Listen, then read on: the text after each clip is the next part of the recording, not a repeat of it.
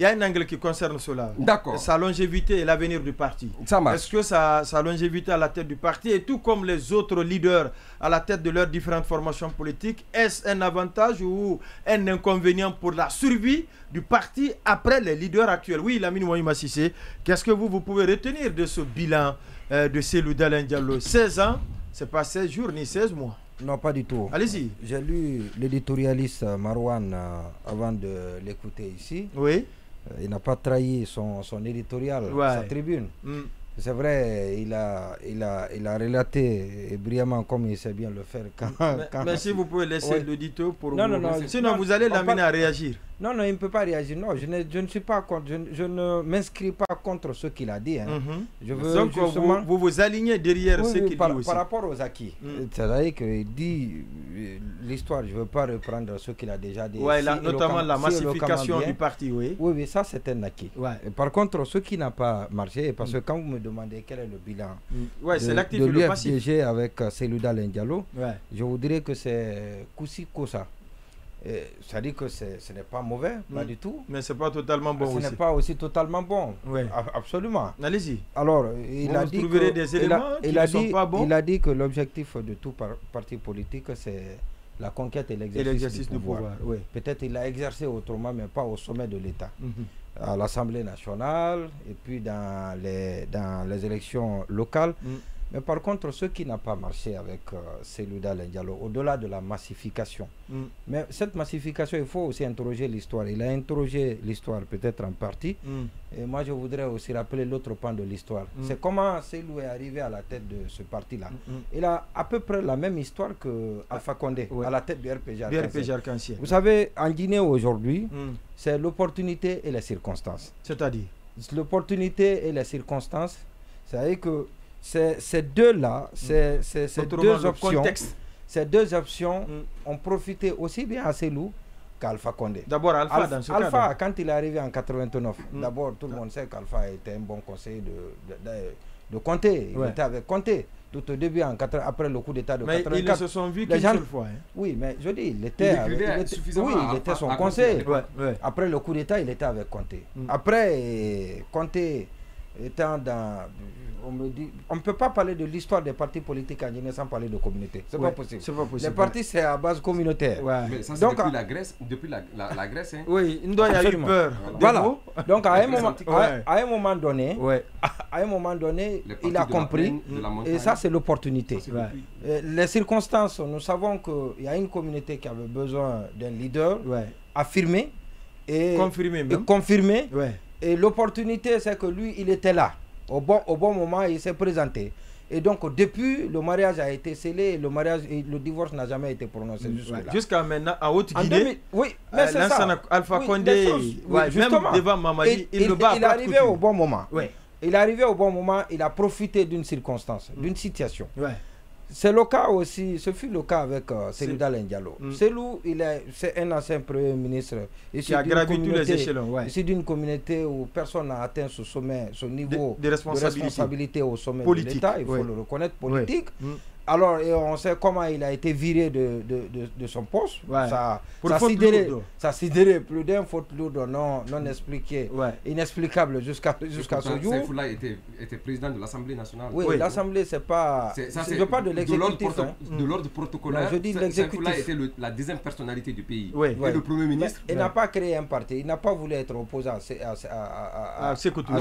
Il est resté parti. Il n'y a pas dans la communauté qui a voulu prendre un parti pour chercher le pouvoir. Et l'autre, il n'avait pas cette prétention, il n'avait pas cette ambition. Il s'est accommodé jusqu'à ça. Voilà, il est resté jusqu'à la fin de ses jours avec celui avec qui il s'est battu pour chercher pour l'indépendance du pays. Alors donc, justement, il est arrivé. Les deux sont...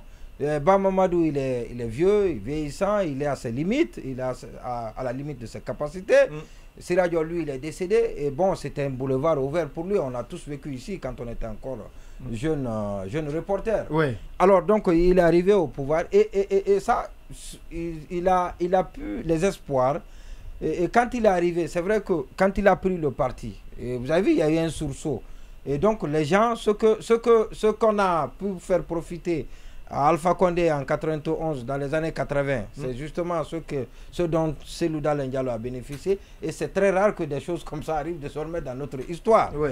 Alors, mais ce que je peut-être, pas que l'UFDG, même au RPG, les deux grands partis politiques de notre pays, ce que je reproche certainement à leur leader, l'UFR aussi. À leur leader, oui, dans une moindre mesure, l'UFR, mais je veux parler de ces deux d'abord.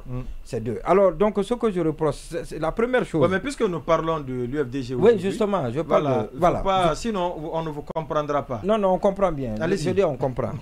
Non, la partie, ce que je reproche à l'UFDG, c'est la même chose, c'est la caractéristique malheureusement du RPG. Des autres grands partis, de RPG et de son grand leader qu'il est encore. Alors d'abord, premièrement, c'est l'héritage.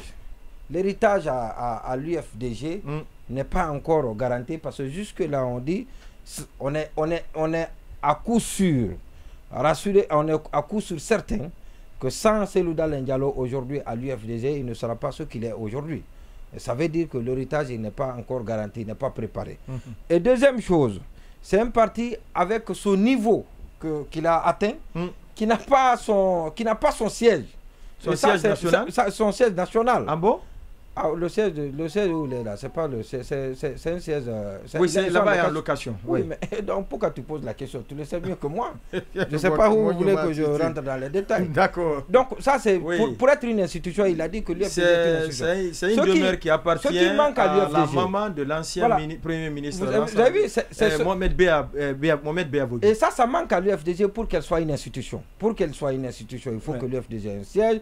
Pour qu'elle soit une institution, il faut que l'héritage. Le bâtiment il faut que l'ordre de succession soit connu à l'avance, qu'on ne soit pas comme ceux qui sont au pouvoir qui n'aiment pas voir leur successeur. Mais quand on est dans un parti politique et on prône l'alternance, il faut bien accepter. Je n'ai pas dit qu'il faut tout permettre, mais l'ordre de succession doit être connu dans un parti politique comme ailleurs, si on prône l'alternance. Et même je veux ça, et même les actifs du parti. Je dis ça, ce n'est pas que propre à l'UFDG. La logistique. Dites-moi, qu'est-ce qui appartient au parti? Prenons le RPG, les deux. C'est-à-dire, on ne peut pas parler du bilan de l'UFDG sans... Laissez oublier le RPG. Ils ont les mêmes histoires, les mêmes réalités, les mêmes... Pourtant, c'est des partis qui lèvent beaucoup de fonds. Oui, mais quels sont... Oui, justement, beaucoup de fonds, surtout l'UFDG, oui. Alors, le parti a toujours dites-moi, quels sont les actifs, cet avantage. Quels sont les actifs du parti qui appartiennent au parti? Je n'ai pas dit qui appartiennent au président du parti. À son leader.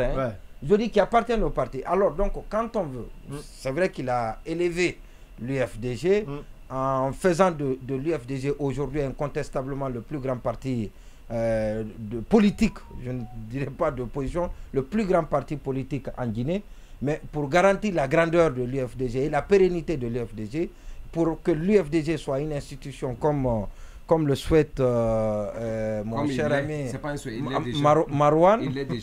Alors malheureusement, comme il le souhaite, il faut que l'UFDG accomplisse ce que je viens de citer tout à l'heure. Il y a un trésorier national chargé de la comptabilité matière. Il y a des véhicules qui sont dans le patrimoine de l'UFDG. Il y a des véhicules? Bien sûr. Il y a le parc automobile de l'UFDG qui appartiennent à l'UFDG. Ils sont au nombre de combien? Oui, parce que ce que dit Monument, je crois la première discorde entre Cellou Dalein Diallo et Bawouri est partie de la dissociation du parc de Cellou Dalein Diallo à celui du parti. Bawouri a posé la question. Le parc automobile de l'UFDG compte combien de véhicules? Non, ça je me rappelle. Bawouri l'a expliqué lors d'une des émissions. Il dit que ça a été la première pomme de discorde entre les deux. Après la campagne de 2010, il fallait dissocier. Exactement, il fallait faire le bilan, savoir ce qui appartient. Vous savez, on est en train de reprocher au pouvoir actuel. On est en train de reprocher au pouvoir actuel de faire ce qu'il a dénoncé. Le président de la transition Mamadi. C'est la réalisation. La personnalisation du pouvoir. Dans les partis politiques. Dans les partis politiques, la pire personnalisation du pouvoir, c'est dans les partis politiques, notamment en Guinée. Parce que donc quand on ne passe pas, ne l'interrompez pas. Non, je peux lui permettre pour ce sujet. Si, je peux bien. Moi, je ne le permets pas. Ah, d'accord, merci. Donc, je dis, voilà, justement. Et donc ça c'est le plus grand défi à relever au sein des formations politiques. Alors, Boubacar Sangso,